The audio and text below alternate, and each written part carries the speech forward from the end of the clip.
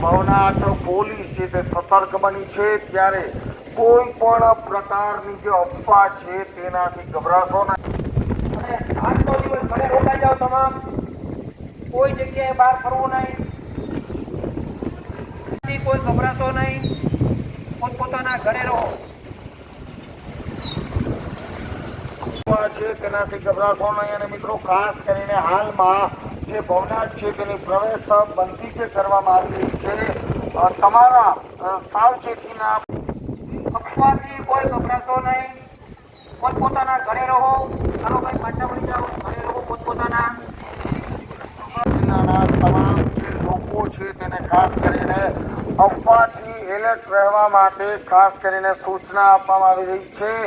બીજી તરફ જુનાગઢ જિલ્લા વહીવટી તંત્ર આપની સેવામાં હંમેશા હાજર છે, ત્યારે કોઈએ કામ વગર ભવનાથમાં કે કોઈ પણ જગ્યાએ ફરવા નીકળવું નહીં, પોતાની સલામતી જાળવો. ભવનાથમાં કે કોઈ પણ જગ્યાએ ફરવું નહીં, ઝાડ નીચે ઊભું રહેવું નહીં, જૂના મકાનો ની આજુબાજુમાં ઇલેક્ટ્રિક થાંભલા, મોટા ઝાડ એની આજુબાજુમાં ક્યાંય પણ ફરવું નહીં.